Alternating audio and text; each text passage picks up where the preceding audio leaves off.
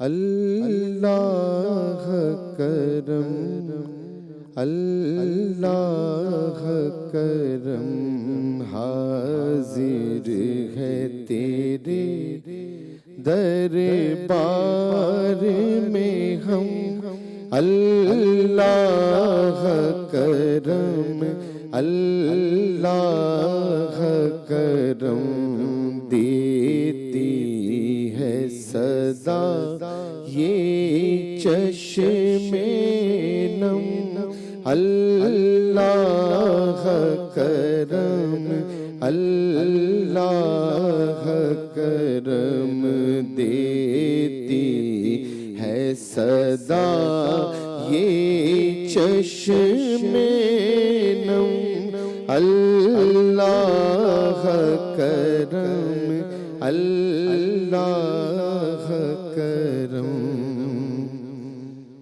جن لوگوں پہ ہے انعام تیرا، ان لوگوں میں لکھ دے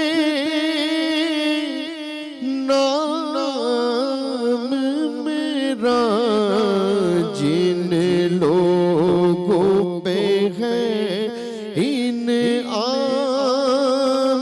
تیرا، ان لوگوں میں لکھ دے نام میرا، محشر میں میرا رہ جائے بھرم، اللہ کرم، اللہ کرم، محشر میں میرا رہ جائے بھرم، اللہ کرم، اللہ کرم، حاضر ہے تیرے دربار میں ہم، اللہ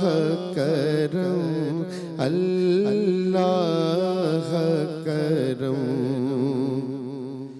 ہر سال طلب فرما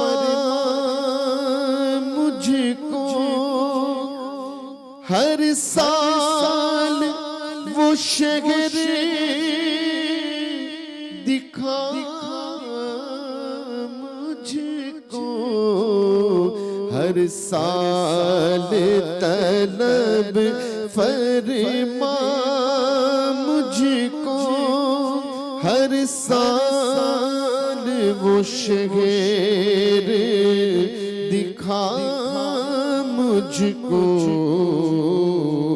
ہر سال طواف کروں میں حرم، ہر سال طواف کروں میں حرم، اللہ کرم، اللہ کرم، حاضر ہے تیرے دربار۔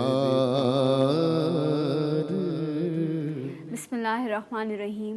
تمام تعریفیں، حمد و ثنا، سب مدحتیں اس بزرگ و برتر کے نام، جس کے قبضہ قدرت میں تمام جہانوں کے نظام۔ درود و سلام حضرت محمد مصطفیٰ صلی اللہ علیہ وآلہ وسلم، ان کی آل اور ان کے اصحاب پر۔ السلام علیکم ناظرین، میں ہوں ثنا امجد اور آپ سب کو بہت بہت جمعہ مبارک ہو۔ ہمیشہ کی طرح آج بھی ایک کوشش، ایک کاوش کہ یہ جمعے کی خصوصی نشریات جو ہے وہ آپ کے لیے سجائی جا سکے، اور اللہ سے دعا یہی کروں گی کہ اس محفل کے صدقے، اس محفل کی برکت سے جو ہے اللہ تعالیٰ میری اور آپ کی، ہم سب کی مغفرت فرمائے۔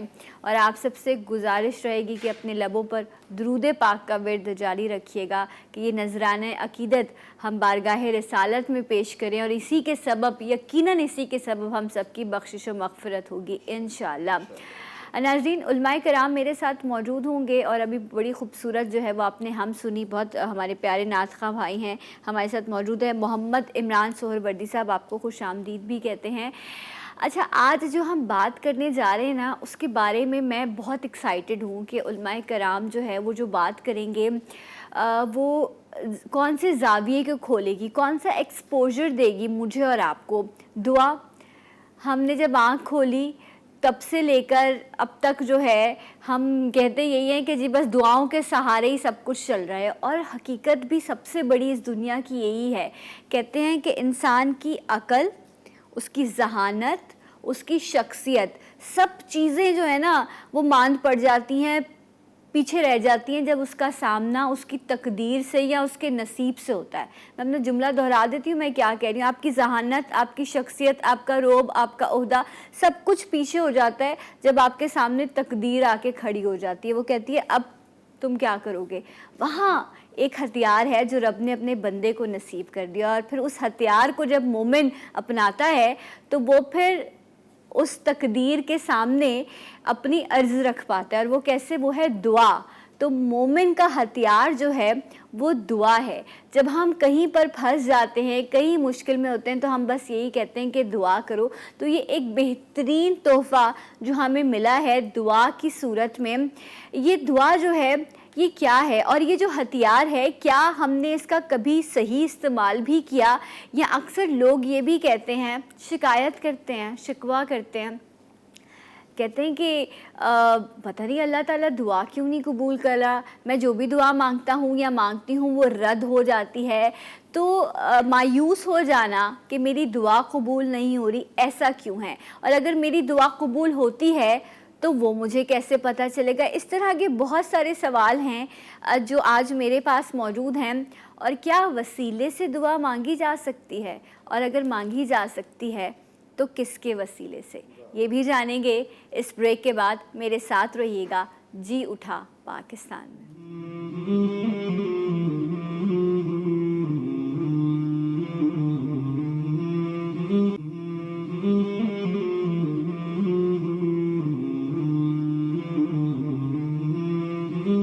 زبان سے کیا میں کہوں، آپ سے چھپا کیا ہے؟ زبان سے کیا میں کہوں، آپ سے چھپا کیا ہے؟ زبان سے کیا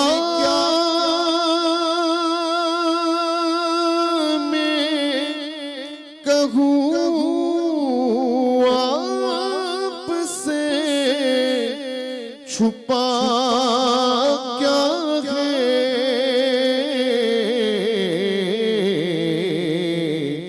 وہ جانتے ہیں میرے دل کا ماجرا کیا ہے، وہ جانتے ہیں میرے دل کا ماجرا کیا ہے۔ نبی کے عشق کی لذت بلال سے پوچھو،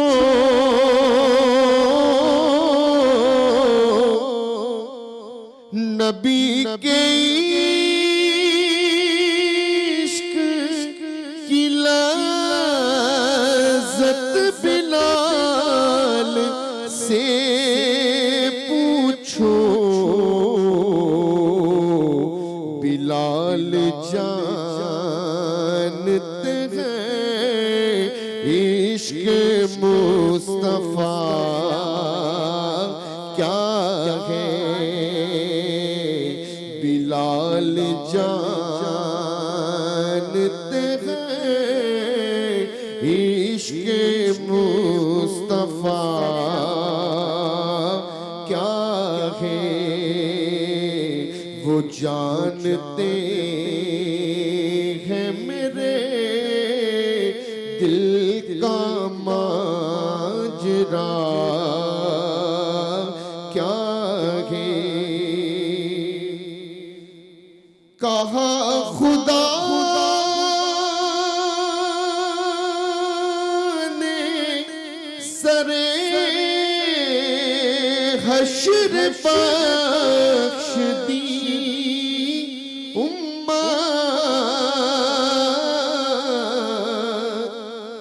کہا خدا نے سرے حشر بخش دی امت میرے حبیب بتا اور چاہتا کیا ہے میرے حبیب بتا اور چاہتا کیا ہے سنا کہ نیزے پہ علی کے بیٹے نے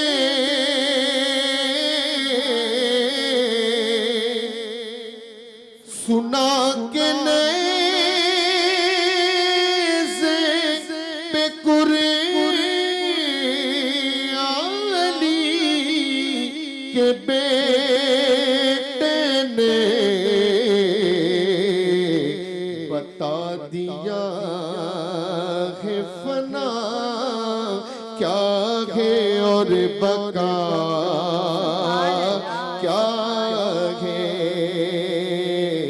بتا دیا ہے فنا کیا ہے اور بقا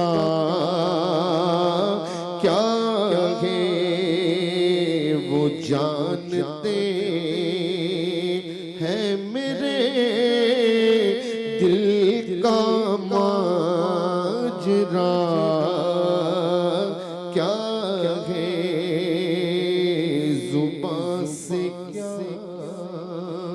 میں کہوں آپ سے چھپا کیا ہے سبحان اللہ سبحان اللہ، بہت خوب جنہوں نے لکھا، بہت محبت سے بہت خوبصورتی سے لکھا اور بہت خوبصورت ادائیگی میں آپ نے اس کو پیش کیا، بہت بہت شکریہ۔ محمد عمران سہروردی صاحب ہمارے ساتھ موجود ہیں اور اس وقت دو بہت محترم شخصیات نے ہمیں جوائن کیا ہے۔ جس طرح میں بھی بریک پہ جانے سے پہلے بھی کہہ رہی تھی کہ میں آج بہت ایکسائٹیڈ ہوں اس موضوع کے بارے میں جاننے کے لیے، سمجھنے کے لیے کہ علماء کرام ہماری رہنمائی فرمائیں کہ جو ہتھیار ہے آیا ہم اس کا استعمال بھی کر پاتے ہیں یا نہیں۔ جس طرح کہا کہ انسان کی شخصیت اور اس کی ذہانت سب پیچھے رہ جاتی ہے جب اس کا سامنا اس کے تقدیر سے ہوتا ہے، اس کے نصیب سے ہوتا ہے، اس لیے ہمیشہ اچھے نصیب کی دعا دی جاتی ہے، کیونکہ دعا ہی ایک ایسی چیز ہے جو تقدیر کو بھی بدل دیتی ہے۔ اسی حوالے سے بات کریں گے، ہمارے ساتھ موجود ہیں بہت محترم شخصیت۔ میں ویلکم کروں گی مفتی نوید عباسی صاحب کو۔ السلام علیکم۔ بہت بہت شکریہ مفتی صاحب کہ آپ تشریف لائے، اور ہمارے ساتھ موجود ہیں علامہ شہریار داؤد صاحب۔ السلام علیکم۔ وعلیکم السلام۔ علامہ صاحب کیسے مزاج آپ کے؟ بہت بہت شکریہ آپ کی آمد کا۔ مفتی صاحب، دعا پھر کہا گیا یہ ہتھیار ہے، جب ہتھیار ہوتا ہے تو انسان بڑا بہادر ہو جاتا ہے کہ میں اب اپنا ڈیفینس کر سکوں گا۔ دعا ہے کیا؟ اور یہ بھی کہتے ہیں کہ دعا عبادت کا مغز ہے، تو یہ جو ایک خوبصورت سی چیز انسان کو عطا کر دی گئی، کیا وہ اس کو سمجھ سکا، اس دعا کا استعمال کر سکا؟ نحمد صلی علی رسول الکریم، اما بعد، بسم اللہ الرحمن الرحیم۔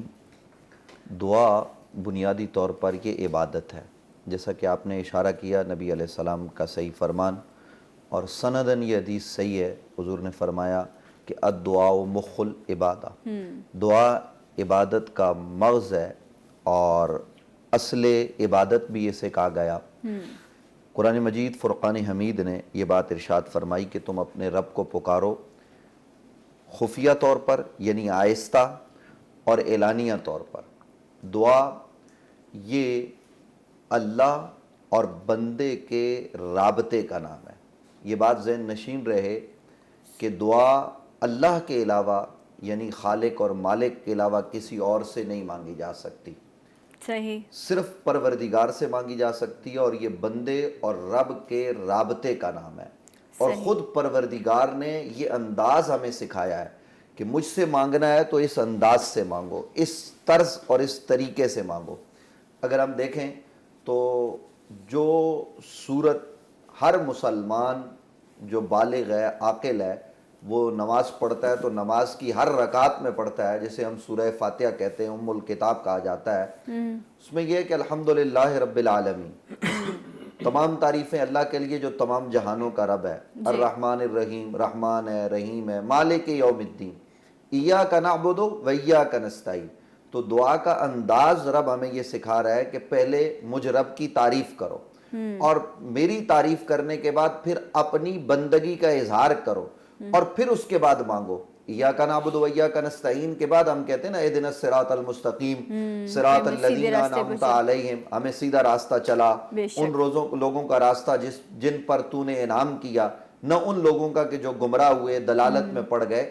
تو یہ انداز پروردگار نے ہمیں سکھایا ہے کہ ہم پہلے رب کی تعریف کریں، پھر اپنی عاجزی، انکساری اور بندگی کا بارگاہ رب العزت میں اظہار کرتے ہوئے اپنے آپ کو پیش کر دیں کہ اے پروردگار، میری کوئی حیثیت نہیں، میری کوئی طاقت نہیں، میں تو اپنے وجود میں بھی تیرا محتاج، اگر تو نہ چاہتا تو مجھے یہ وجود عنصری نہ بخشتا، تو جب یہ میرے پاس وجود ہے، یہ تیری عطا ہے، تو اب اس جہاں کے جبیلوں میں پڑا ہوا ہوں، تو پروردگار ان مشکلات کو حل فرما، مجھے سیدھے راستے پر چلا، مجھے صراط مستقیم عطا فرما۔ یہ دعائیں بندہ پروردگار سے کرتا ہے۔ میں ناظرین کی خدمت میں اس لیے میں یہ بات بھی رکھنا چاہتا ہوں کہ یہ دعا عبادت ہے۔ ہم دنیاوی فوائد کے لیے اور دنیا کے اصول کے لیے تو دعائیں کرتے ہیں۔ قبلہ علامہ شہریار داؤد صاحب یہاں تشریف فرما ہے، ہزاروں لوگ ان سے وظائف پوچھتے ہوں گے روزانہ کی بنیاد پر، اور یہ ابھی خود بھی ارشاد فرمائیں گے کہ ان میں سے اکثریت، میرے خیال سے تو 80% سے زائد لوگ ایسے ہوں گے جو حضرت میرا کاروبار جو ہے وہ کم ہو گیا، اس میں زیادتی کیسے کی جا سکتی ہے، مجھے جو ہے وہ یہ پرابلم ہے، میری بیٹی کا رشتہ نہیں ہو رہا۔ یہ تمام وہ دنیاوی امور ان سے پوچھے جاتے ہیں۔ کبھی کسی نے ان سے یہ نہیں پوچھا ہوگا کہ وہ وظیفہ بتائیں، یا بہت کم پوچھا ہوگا کہ میں مرتے وقت جو ہے وہ مجھے آسانی ہو، میرا ایمان سلامت رہے، وہ وظیفہ بتائیں۔ ان سے یہ نہیں پوچھا گیا ہوگا کہ میں قبر میں فرشتوں کے سوالوں کا صحیح جواب دے سکوں، اس کی تیاری کے حوالے سے مجھے کوئی وظیفہ بتائیں، میں کیا عمل کروں، کس طرح سے نماز پڑھوں، کیا خشوع اور خضوع ہو۔ تو یہ چیزیں آج لوگ کم پوچھتے ہیں۔ تو بنیادی طور پر مسائل ہمارے یہاں یہ ہیں کہ ہم نے دعا کو یہ سمجھ لیا کہ ہم تقدیر پہ، ابھی آپ نے بات کی، ہم اس پہ بھی بات کریں گے کہ تقدیر کون سی ہوتی ہے، تقدیر معلق کیا ہوتی ہے، مبرم حقیقی کیا ہوتی ہے، یہ تمام چیزیں ہیں۔ لیکن بنیادی طور پر مسئلہ یہ ہے کہ یہ تمام تر چیزیں ہم نے اپنی دنیا کے ساتھ خاط کر لی ہیں، حالانکہ رب نے قرآن میں ہمیں یہ دعا سکھائی ہے کہ مجھ سے مانگو تو یہ مانگو کہ ربنا آتنا فی الدنیا حسنہ وفی الآخرۃ حسنہ، پروردگار مجھے دنیا بھی اچھی عطا فرما اور آخرت بھی اچھی عطا فرما۔ ایک اللہ کے ولی ہیں، وہ یہ کہا کرتے تھے کہ جب میں دعا مانگتا ہوں، یہ ولی، تو اللہم ربنا آتنا فی الدنیا حسنہ وفی الآخرۃ حسنہ، تو یہ فی الدنیا بیچ میں سے میری زبان پہ آتا ہی نہیں ہے۔ ان سے پوچھا گیا کیوں نہیں آتا، تو وہ کہتے ہیں کہ میں سفیان ثوری کے پاس تھا، تو ان سے میں نے کہا کہ مجھے رب سے لو لگانی ہے، تو جب انہوں نے مجھ پر نظر کی، میں نے رب سے لو لگا لی، تو اب دنیا بیچ میں سے نکل گئی، میں اور رب رہ گئے۔ اب جو مانگتا ہوں رب سے مانگتا ہوں اور آخرت ہی کی بات کرتا ہوں۔ تو اس لیے ہمیں یہ چاہیے کہ ہم یہ دعائیں تقدیر کو بدلتی ہیں، دعائیں عمر میں اضافے کا سبب ہوتی ہیں۔ دعا بنیادی طور پر عبادت ہے، دعا وسیلوں سے مانگی جائے، دعا ذرائع سے مانگی جائے، لیکن اللہ سے مانگی جائے خشوع و خضوع کے ساتھ، بندگی کا اظہار کرتے ہوئے، تو پھر رب کی بارگاہ میں قبول ہوتی ہے. ٹھیک یہ ہے. دعا ہے اور صحیح. اس انداز سے ہمیں عبادتوں کے بعد ٹھیک دعائیں ہے. مانگنی آپ چاہیے. نے جو ایک دو باتیں کی ان کے بارے میں آپ سے جانوں گی، لیکن اس سے پہلے میں علامہ صاحب آپ سے جاننا چاہوں گی کہ ہم ہمیشہ دعا جب کسی کو بھی دیتے ہیں تو یہی کہتے ہیں کہ اللہ تعالیٰ تمہارا نصیب اچھا کرے، کہتے ہیں یہ بہترین دعا ہے، سب سے افضل دعا ہے. تو یہ سچ بات ہے کہ تقدیر کو دعا بدل دیتی ہے، اور کس کی دعا ایسی ہے جو تقدیر کو بدل دیتی ہے؟ بسم اللہ الرحمن الرحیم. اللہم صلی علی سیدنا و مولانا محمد وعلی آلہ وصحبہ بارک وسلم. کہتے ہیں نا نگاہ مومن میں یہ تاثیر دیکھی، بدلتی ہزاروں کی تقدیر دیکھی. سبحان اللہ. تقدیر کے حقیقی معنی و مفہوم انشاءاللہ مفتی صاحب بیان فرمائیں گے. میں صرف اتنا عرض کروں گا کہ ہماری عوام کو بہت زیادہ تقدیر کے معاملے میں کھرچنے کی ضرورت نہیں ہے، اس کو کوریدنے کی ضرورت نہیں ہے. اچھا. ہمارے یہاں لوگ بہت زیادہ کوریدتے ہیں، یعنی وہ باتیں پوچھتے ہیں جن کا ان سے تعلق نہیں ہے. جیسے کہ جی حضرت صاحب استخارہ کر کے بتا دیں کہ میرا یہ کام ہو جائے گا. یہ تو ہونا نہ ہونا. یہاں میں ایک اور چیز کی بڑی واضح کریکشن کر دینا چاہتا ہوں کہ استخارہ جو ہوتا ہے وہ وہی استخارہ ہے جو نبی کریم علیہ السلام نے حضرت انس بن مالک رضی اللہ تعالیٰ عنہ کو سکھایا تھا کہ 2 رکعت نفل پڑھو، اس کے بعد یہ دعا استخارہ کرو جو حضور نے تعلیم فرمائی، اور ہر کتاب میں موجود ہے. یہ وہ استخارہ کی دعا پڑھ کے اللہ تعالیٰ سے دعا کر کے درود پاک پڑھتے ہوئے سو جائے کہ اللہ تعالیٰ اس کی رہنمائی فرمائے. اگر یہ کام میرے حق میں بہتر ہے مولا مجھے یعنی سفید یا سبز رنگ کی چیزیں دکھ جاتی اس میں یا اچھی چیزیں دکھ جاتی، اور اگر اس کے حق میں بہتر نہیں ہوتی تو دعا کرتا ہے اللہ مجھے اس میں تو صبر عطا فرما دے. تو استخارہ صرف وہی ہے. باقی جو تسبیح سے استخارہ کرتے ہیں یا دوسری چیزوں سے استخارہ کرتے ہیں یہ سارے ظنی استخارے ہیں، ان پر پورا 100% آپ اعتقاد نہیں کر سکتے. ٹھیک ہے نا. نمبر 1. اچھا اس سے سب سے بڑا نقصان مجھے کو ہوگا. لوگ کہیں گے جی آپ تو تسبیح سے استخارہ کرتے ہو، تو میں ان کو ہمیشہ یہی کرتا ہوں جو بھی میرے پاس استخارے کے لیے آتا ہے خدا کے لیے اللہ اس کے رسول نے جو احکامات دیے اس کے مطابق کرو. سیکنڈلی ہمارا جو اللہ عز و جل کی طرف جو اعتقاد ہو گیا نا معاذ اللہ ثم معاذ اللہ، چونکہ ہمارا فرض ہے، ہم ایسے اسٹیج پر بیٹھے ہیں کہ ہمیں بتانا چاہیے. میں نے اکثر سنا ہے لوگ کہتے ہیں جی میں تو جاتا ہوں بابا جی کے پاس اپنے بس جی سکون ہو جاتا ہے. میں کہا یار تم دعائیں وغیرہ یار معاذ اللہ معاذ اللہ یعنی نقل کفر نہ باشد رابطے سنتا ہی نہیں. بابے کو جانے بڑا سکون ہو جاتا ہے، بابا بس دعا کرتا ہمارے کام ہو جاتے ہیں. ٹھیک ہے آپ کی اگر نیت یہ ہے کہ جی بابا دعا کرتا وہ محبوب خدا ہے، محبوبہ نے خدا کی دعا اللہ کی بارگاہ میں مقبول ہے، لیکن جو ان کے ایمان کمزور ہوتے ہیں یاد رکھیے گا یا جن سے اللہ ناراض ہے تو اللہ تعالیٰ ایسے لوگوں کے لیے جو محبوبہ نے خدا بھی دعا کرتے ہیں تو ان کی دعا میں ان کا حصہ نہیں ہوتا. پھر اللہ اسی لیے میں کہتا ہوں عرض کرتا ہوں جو ہم توحید کا صحیح معنی جو ہے نا نہیں سمجھ پائے. حقیقی طور پر ہونا اللہ کی جانب سے ہے. اگر آپ نے یہ یقین نہیں رکھا اور مجاز سے اس کا رکھا تو یہ یقین جانیے پھر ہمارے ایمان کو خطرہ ہے.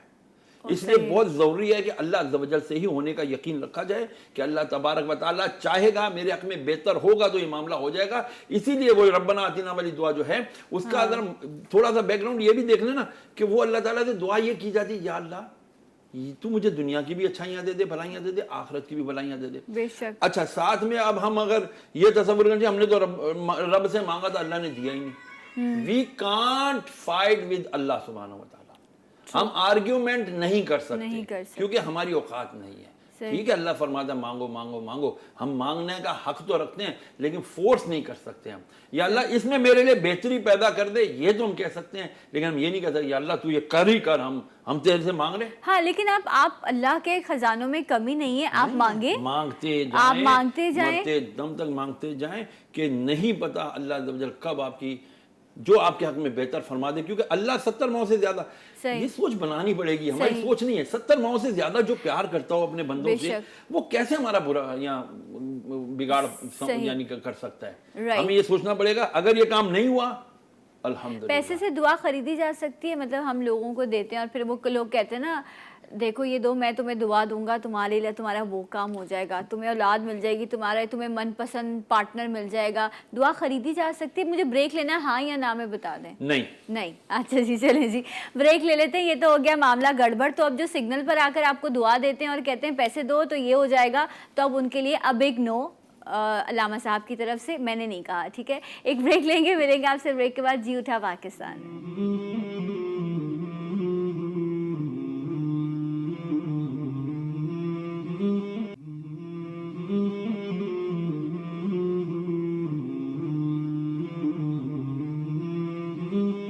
जी नाज़रीन, एक बार फिर से आपको प्रोग्राम में खुश आमदीद कहते हैं। आप सबको जुम्मा मुबारक हो। दुआ के हवाले से हम बात कर रहे हैं।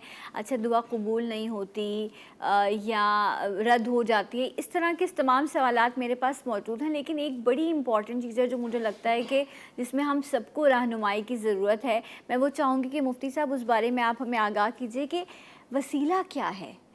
अगर हम ये बात करें कि अल्लाह का की जो किताब है, जो अल्लाह ने फरमाया, वो भी हम तक वसीले से पहुंचा, नबी करीम सल्लल्लाहु अलैहि वसल्लम के ज़रिए पहुंचा, तो यहाँ से मुझे वसीला की डेफिनेशन तो क्लियर हो गई। ये तो मुझे पता है कि वसीला कोई चीज़ है, यकीनन है, अल्लाह का हुक्म मुझ तक वसीले से पहुंचा है, लेकिन दुआ में वसीला क्या है?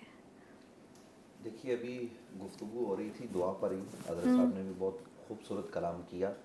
गुजारिश इतनी सी है कि दुआ परवरदिगार बराह रास्त भी सुनता है और वसीले से भी सुनता है, और असलन परवरदिगार मेहरबानी वसीले से ज़्यादा फरमाता है। अच्छा, इसलिए मैं अर्ज़ कर रहा हूँ कि सैयदना हज़रत आदम अलैहिस्सलाम, याद रहे नाजरीन, ये बात ज़हन में रखें कि हज़रत आदम अलैहिस्सलाम का जो मामला रब की बारगाह में हुआ कि वो गंदम का दाना या जो भी खोशा था वो नहीं खाना, और वो फिर उन्होंने खा लिया और वो ज़मीन पे आ गए, उस मामले का बयान फ़कत कुरान की तिलावत की हद तक हो सकता है। ये जो ज़ुबान ज़द आम व ख़ास होता है, जी इंसान तो ख़ता का पुतला, आदम से गलती हो गई, ये जानबूझकर करने से कुफ्र लाजिम आता है। ये आम तौर पर नबी की ज़ात की तरफ ख़ता की निस्बत करना, वो रब की मर्ज़ी और मंशा थी। परवरदिगार ने कायनात को बसाना था, इसलिए आदम को बनाया, आदम की तख्लीक की, और फिर सैयदा हवा अलैहिस्सलाम वो पैदा की गई आदम अलैहिस्सलाम से ही, और फिर उसके बाद ये ज़मीन का बिछोना जो बिछा हुआ था, इस पर निज़ाम हयात को चलाना मकसूद था। इसके अलावा हम अंबिया की ख़ताओं का या मुक़द्दसात के हवाले से जो हमारे तज़किरे हैं वो ये नहीं होने चाहिए। और मैं अर्ज़ करूँ कि आदम अलैहिस्सलाम जब ज़मीन पे आ गए तो वो एक अरसे तक अल्लाह की याद में जमीन पर चक्कर लगाते रहे, तो बिल आखिर उन्होंने एक दिन अल्लाह की बारगाह में दुआ की। रोज अल्लाह के बारगाह में कहते थे, परवरदिगार मुझ पर मेहरबानी फरमा, मुझे माफ फरमा, मुझे माफ फरमा। एक दिन एक रिवायत के मुताबिक जो सनद के एतबार से बड़ी मजबूत है, हजरत आदम अलैहिस्सलाम ने कहा बेहक्के मुहम्मदिन, तो परवरदिगार ने उसी लम्हे उनकी दुआ को कबूल फरमा लिया। दूसरी रिवायत जो है वो भी मैं अर्ज करने लगा हूं, आदम अलैहिस्सलाम ने बारगाह रब्बुल इज्जत में कहा, और इसकी सनद भी कोई कमजोर नहीं है, आदम अलैहिस्सलाम ने अल्लाह की बारगाह में कहा बेहक्के मुहम्मदिन व अलीयिन व फातिमा व हसन व हुसैन। तो परवरदिगार ने इन 5 नामों के सदके उनकी दुआ को अपनी बारगाह में कबूल किया। हुजूर अनवर सल्लल्लाहु अलैहि व बारिक व सल्लमा के ज़माना अक़दस व अथर में सहाबा किराम अलैहिमुर रिदवान हुजूर के वसीले से दुआ मांगते। यही वजह है कि बाज़ लोगों को ये मुगालता लगता है कि जिंदा आदमी के वसीले से जो दुआ मांगी जा सकती है, जो दुनिया से चला जाए उसके वसीले से नहीं मांगी जा सकती। ऐसा नहीं है। हुजूर अलैहिस्सलाम के विसाले पुरअनवार के बाद कई मरतबा सहाबा किराम रिदवानुल्लाह ताला अलैहिम अजमईन रोज़ा अतर पर हाजिर हुए और उन्होंने कहा, ए परवरदिगार, जब तेरे प्यारे हबीब हमारे दरमियान मौजूद होते तो हम दुआ करते, अब वो ज़ाहिरी तौर पर मौजूद नहीं है, हम दुआ मांग रहे हैं, इनके वसीले से हमारी दुआ को कबूल फरमा। ठीक है। अच्छा मुफ्ती साहब, एक चीज़ सवाल इसी में ले लीजिएगा ताकि आप अपनी गुफ्तगू में उसे भी शामिल कर लें कि जो पाकज़ात हस्तियां हैं, बुजुर्गान दीन हैं, उनके मज़ारात यहाँ मौजूद हैं, लोग जाते हैं कि वहाँ कुछ लोग ऐसे भी हैं जो ये कहते हैं कि हम यहाँ फातिहा करने जाते हैं, फातिहा पढ़ते हैं और उनके वहाँ उनके सदक़े में रब से मांगते हैं। तो ये वाला जो वसीला है इसको भी इसके साथ ही ज़रा बयान कर दीजिए। मैं हदीस मुबारक अर्ज करने लगा हूँ, सनद के एतबार से सही हदीस है, किताबों में मौजूद है, बल्कि सही मुस्लिम में मौजूद है। सैयदना हज़रत अब्बास नबी अलैहिस्सलाम के चचा है, कात का ज़माना है, कात साली बहुत ज़्यादा हो गई। अच्छा, दुआ ये तकदीर को भी बदलती है, या इंतज़ाम को भी देखना चाहिए कि पहले बंदा अपने पूरे इंतज़ाम करे। वो जो एक हदीस आपने सुन रखी होगी कि ऊँट उन्होंने बाहर छोड़े का अल्लाह के हवाले कर दिए, तो नबी अलैहिस्सलाम ने कहा पहले उनको बांधो फिर परवरदिगार पर छोड़ो। तो पहले अपना इंतजाम। हजरत उमर रदी अल्लाह अन्हु ने काहत के ज़माने में पूरा इंतज़ाम कर लिया। हम ये हुकूमतों को भी पैगाम देना चाहते हैं कि सिर्फ दुआओं पर लोगों को नहीं छोड़ा करें कि जी कात साली हो गई दुआ करें, پہلے آپ اپنے انتظام ٹھیک کریں، پھر دعا کریں، پھر اللہ کی بارگاہ میں قبول ہوگی. تو یہ ایک میرا پیغام ہے. تو میں یہ عرض کرنا چاہ رہا ہوں کہ حضرت فاروق اعظم نے پورا انتظام کیا. تو پھر اس کے بعد دیکھا کہ اب قات سالی کا مقابلہ نہیں کیا جا سکتا، تو دعائیں تو وہ ویسے بھی مانگتے تھے. تو ایک روز انہوں نے نبی علیہ السلام کے چچا جناب حضرت عباس بن عبد المطلب کو سامنے کھڑا کیا اور کہا اے پروردگار، ہم تیری بارگاہ میں تیرے نبی کے چچا کا وسیلہ پیش کر رہے ہیں، تو بارش نازل فرما. تو راوی کہتے ہیں حضرت فاروق اعظم نے دعا مانگی، اللہ نے اس کے معان بعد بارش نازل فرما دی، اور اتنی بارش ہو گئی کہ مدینہ جل تھل ہو گیا اور قات کا زمانہ، وہ قات کا دورہ ختم ہو گیا. تو میں عرض یہ کر رہا ہوں کہ یہ جو حضرت فاروق اعظم نے عمل کیا نا، یہ نہیں ہے کہ نبی علیہ السلام کے وسیلے سے نہیں مانگی جا سکتی تھی، وہ دنیا سے پردہ فرما گئے تھے، بلکہ یہ عمل فاروق اعظم نے اس لیے کیا کہ مصطفیٰ صلی اللہ علیہ وآلہ وسلم کی آل، ان کے رشتہ دار صبح قیامت تک آتے رہیں، ان کے وسیلے سے وہ زندہ ہوں یا قبروں میں ہوں، دعائیں کی جاتی رہیں. اور یہ انداز تمہیں عمر سکھا رہا ہے. باقی یہ جو اولیاء اللہ کے مزارات ہیں جن پر ہم جاتے ہیں عقیدت سے، محبت سے، ویسے بھی حضور علیہ السلام نے فرمایا کہ قبروں کی زیارت کیا کرو. پہلے میں تمہیں منع کرتا تھا اور اب میں تمہیں کہتا ہوں کہ قبر کی زیارت کیا کرو، آخرت کی اس سے عبرت حاصل کرو. اور اولیاء اللہ کے مزارات پر جانا یہ تو خود نبی علیہ السلام کی سنت ہے. اب آپ کہیں گی کہ یہ کیسے؟ تو نبی علیہ السلام کے جو صحابہ شہید ہوئے، صحابہ کرام رضوان اللہ تعالی علیہ مجمعین بالاتفاق نبی نہیں ہیں. جب نبی نہیں ہے تو وہ ولی ہیں، وہ نبی کے صحابی ہیں. یہ ایک ٹائٹل ہے صحابی ہونا، ولایت ولی ہے وہ. تو احد کے میدان میں وہ شہید ہو گئے، جن میں سید الشہداء سیدنا حضرت حمزہ رضی اللہ عنہ نبی علیہ السلام کے چچا بھی ہیں.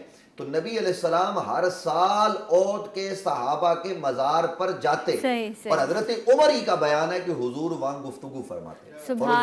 حضرت عمر کہتے ہیں کہ حضور علیہ السلام جب گفتگو فرماتے، خطاب فرماتے، تو ایسا لگتا کہ وہ ہم زندوں سے کم اور ان قبر والوں سے زیادہ بات کر رہے ہیں. تو جب مردے پاؤں کی رگڑ کو سنتے ہیں، یہ ہر مردے کی بات ہے جو، اور پھر ان کے معاملات ذرا مختلف ہیں. حضرت ابن عربی رحمۃ اللہ تعالی علیہ نے مفتی صاحب مجھے بریک لینا ہے بڑی معذرت کے ساتھ، کافی دیر سے مجھے کہا جا رہا ہے، میں بالکل نہیں چاہتی کہ میں خلل ڈالوں، لیکن میری بھی مجبوری ہے، سو آپ لوگ سمجھتے ہیں اور مفتی صاحب بھی اس چیز کو انڈرسٹینڈ کرتے. تو ایک بریک لیتے ہیں، بریک کے بعد انشاءاللہ آپ کو پھر جوائن کریں گے. جی اٹھا پاکستان.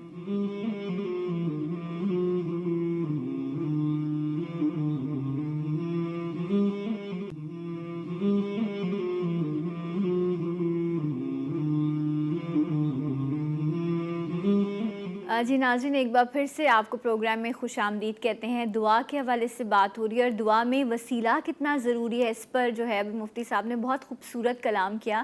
میں علامہ صاحب آپ سے ایک چیز جاننا چاہوں گی، جس طرح مفتی صاحب نے بہت خوبصورت انداز میں بہت ساری روایات ہمارے سامنے رکھی. اگر میں آج کے دور کی بات کروں تو جس طرح ایک چیز انہوں نے ذکر کی کہ ایسا نہیں ہے کہ آپ گھر بیٹھے دعا کرتے رہیں اور ایک شخص آئے گا دروازے پہ کہ جی مجھے اللہ کی طرف سے بھیجا گیا کہ یہ جی آپ کا بریف کیس ہے اور آپ خرچ کیجئے. ایسا نہیں ہے، بتا دیا، اس کی حکمت بھی پوشیدہ ہے. لیکن ان لوگوں کے بارے میں آپ کیا کہیں گے جن کے گھر میں اللہ تعالیٰ نے ان کی جنت موجود ہے، ماں موجود ہے، وہ اس کو ناراض بھی رکھتے ہیں، اس کی وقت بھی نہیں دیتے، لیکن وہ یہ کہتے ہیں کہ ہم بزرگوں کے در پر چلے جائیں یا کہیں اور. میں صرف آپ سے سمجھنے کے لیے پوچھ رہی ہوں کہ ماں کی دعا اور جو والد صاحب کی دعا ہوتی ہے اس کی کیا اہمیت ہے کسی شخص کی بھی زندگی میں. آپ اور بزرگان دین کے مزارات پہ جانے کا مفتی صاحب نے بیان کر دیا، لیکن وہ جو گھر میں بزرگ موجود ہیں ان کی کیا اہمیت ہے، ان کی دعا کی؟ اللہ آپ کے درجات بلند کرے، آپ کے نصیب بہت اچھے کرے. بڑا اہم سوال آپ نے کیا، ضروری بھی تھا یہ سوال بہت. ہمارے یہاں ہوتا یہ ہے کہ ہم والدین اول تو ہم ان کا مقام نہیں پہچانتے، جانتے نہیں. ہم سمجھتے ہیں، بچے کہتے ہیں اگر آپ نے ہمارے لیے کیا تو یہ آپ کی ذمہ داری تھی. It's not a big deal. You did whatever you did. It was your responsibility because you are my parents. آپ ہمارے ماں باپ ہیں، یہ آپ کی ذمہ داری تھی. آپ نے مجھے کپڑا دیا، لتا دیا، کھلایا پلایا، جوان کیا، تعلیم دی. It was your responsibility. اب 18 سال کے بعد جی میں بالغ ہو گیا ہوں، اب میں آپ کی نہیں سنوں گا. میں جو سمجھ رہا ہوں وہ آپ نہیں سمجھ سکتے. 7ویں آسمان سے اوپر ہے جنت، جی اللہ نے کہاں لا کے رکھ دی؟ ماں کے قدموں میں. اللہ نے فرمایا یہ باپ ہے نا، یہ باپ، اس کی رضا میری رضا ہے. اس کے چہرے پہ تم نے دیکھا, حدیث ہے جس کا مفہوم عرض کرتا ہوں, میرے نبی نے فرمایا صلی اللہ علیہ وسلم, جس نے اپنے والد کو دیکھا, چہرے کو دیکھا, اور اس کے دل میں اپنے باپ کے لیے نفرت نہیں تھی. دیکھو نبی کی نگاہ کہاں تک گئی, پتا تھا ایک دور آئے گا کہ جو باپوں سے نفرتیں رکھیں گے. اللہ اکبر. آج رکھتے ہیں, ہاں میرے پاس تو آتے ہیں نا کیسی جیسے. اچھا, جس نے اپنے والد کے چہرے کو دیکھا اور دل میں بغض نہیں تھا, نفرت نہیں تھی, قبل اس کے کہ اس کی نظر پلٹے, اس نوجوان کی اللہ تعالیٰ دونوں کی مغفرت فرما دیتا ہے. سبحان اللہ, سبحان اللہ. جو باپ مغفرت کا ضامن بن جائے, جو ماں جنت دینے, جنت میں داخلے کا ذریعہ بنتی ہو, کیا اس سے بڑا پیر کوئی ہو سکتا ہے؟ کوئی نہیں. اب میں ماں باپ کو ناراض کر کے, اچھا یارو دوستو میسج کر دوں جی مجھے معاف کر دینا, ربیع الاول کا مہینہ آ گیا, محرم کا مہینہ آ گیا, رمضان کا مہینہ آ گیا, میں چلاؤں جی عمرہ کرنے, میں چلاؤں جی حج کرنے. یہ حج اور یہ عمرہ نا لپیٹ کے یوں مار دیا جائے گا منہ پہ. جب تمہاری جنت ماں ناراض بیٹھی ہے, بیوی سے اٹھ کر کے مارتے ہو, گالیاں دیتے ہو, اور پھر کہتے ہو جی بابا جی میرے پیر صاحب نے میرے کو بڑے خوش نے, اور تیرے پیر نو کی چٹائی اسی اچار پانا ہے. جب ماں راضی نہیں ہے تو تمہارا پیر کچھ نہیں کر سکے گا. جی میں یہ آپ کو بالکل برملا کیٹیگریکلی کہہ رہا ہوں, بے شک بہت سارے پیر ناراض ہو رہے ہوں گے میری اس بات سے, نیور ایور. ماں باپ جیسے بھی ہوں, وہ صحابی رضی اللہ تعالیٰ عنہ کا واقعہ کہ جب وہ بیٹے نے کہا کہ جی میرا باپ تو مجھ سے سب کچھ لے لیتا ہے, سرکار کی بارگاہ میں مقدمہ, پھر حضور نے 2 صحابہ کو بھیجا, وہ آئے کہتے ہیں تیرے بیٹے نے مقدمہ دائر کر دیا حضور کی بارگاہ میں. وہ روتے ہوئے آئے, راستے میں اشعار گئے, تو سرکار نے فرمایا پہلے وہ اشعار سنا جو تو راستے میں کہتا ہوا ہے. وہ درد بھرے عربی کے اشعار تھے کہ تو چھوٹا تھا, تیری انگلی پکڑ کے چلاتے تھے, تجھے کھلاتے تھے, تجھے خشکے میں سلاتے تھے, گیلے میں ہم سوتے تھے, مطلب. تو سرکار نے اشک بار ہوئے, فرمایا جا تو اور تیرا سارا مال تیرے باپ کا ہے, اور 3 بار فرمایا تو تیرا مال تیرے باپ کا ہے, تو تیرا مال تیرے باپ کا ہے.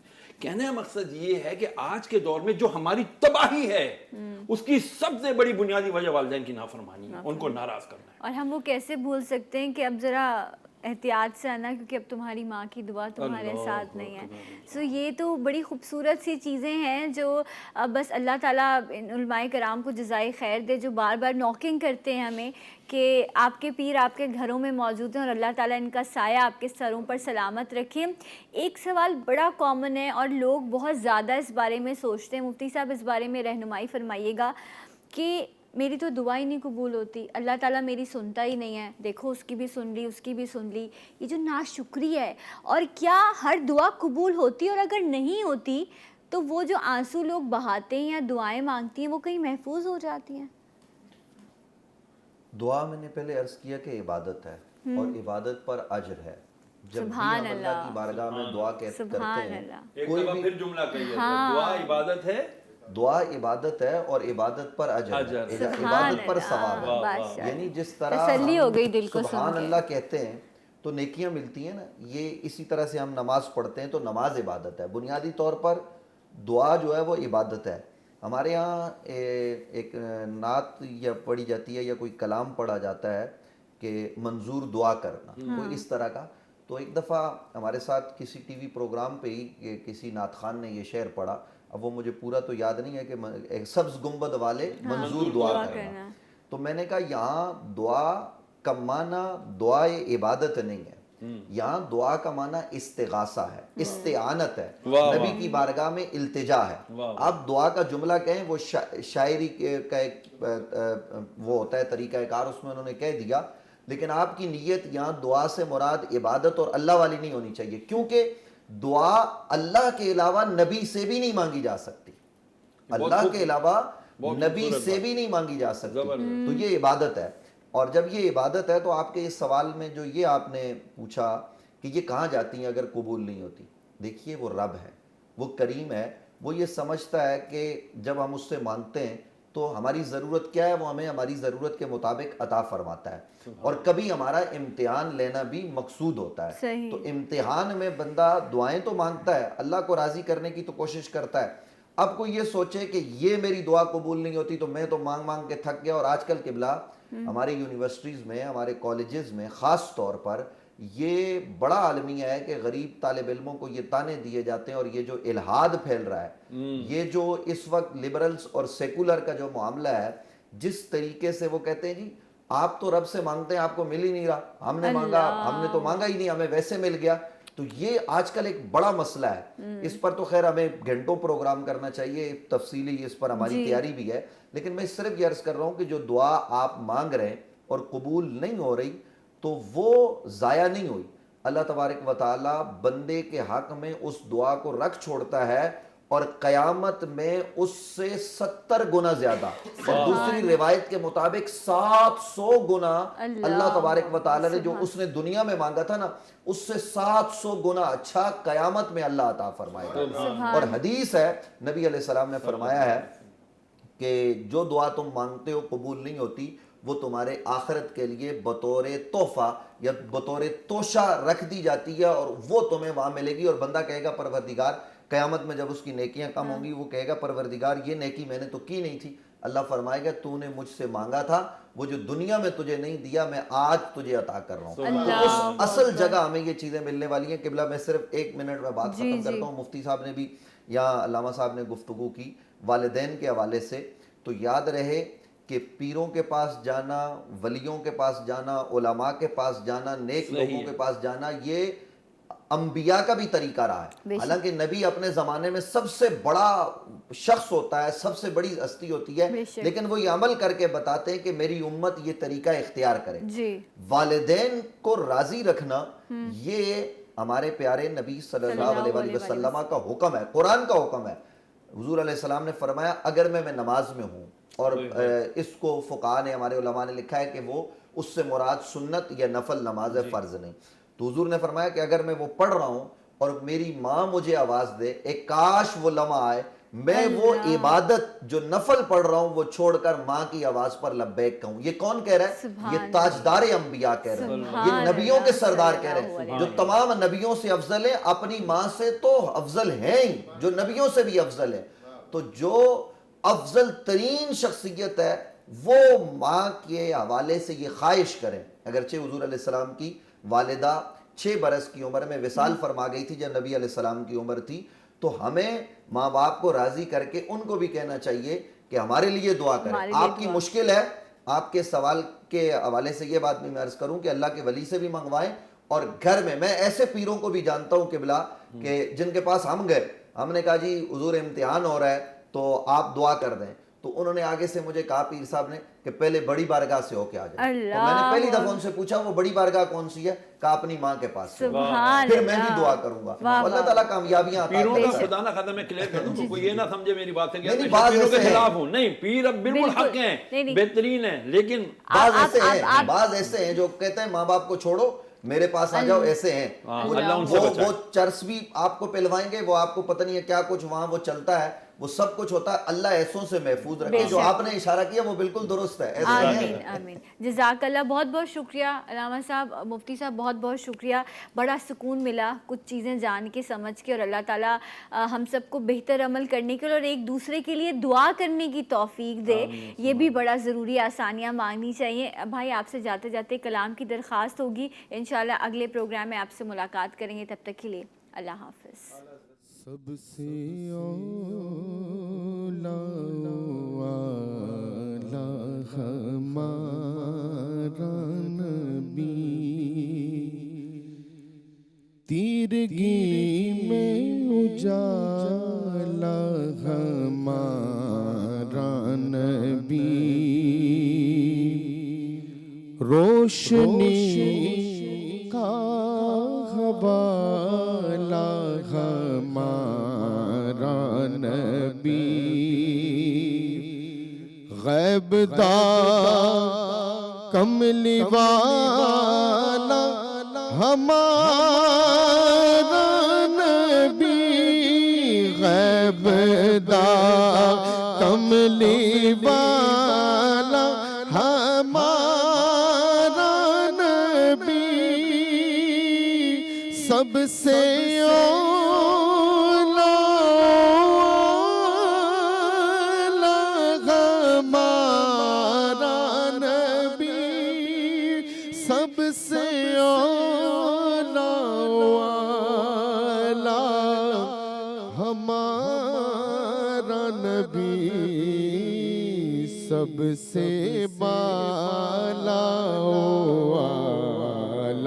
ہمارا نبی سب سے بالا اعلیٰ ہمارا نبی در پہ غیروں کے زحمت نہ فرمائیے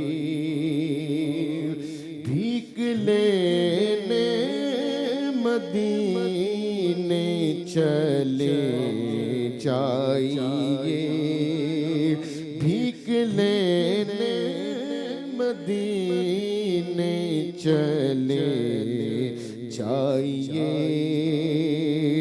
کوئی دیتا ہے تو سامنے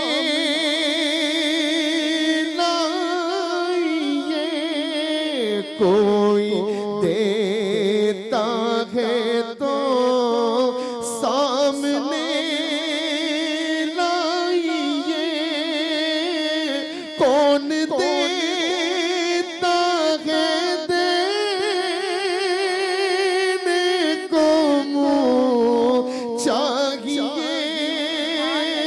کون دیتا ہے دینے کو منہ چاہیے دینے والا ہے سچا ہمارا نبی دینے والا ہے سچا ہمارا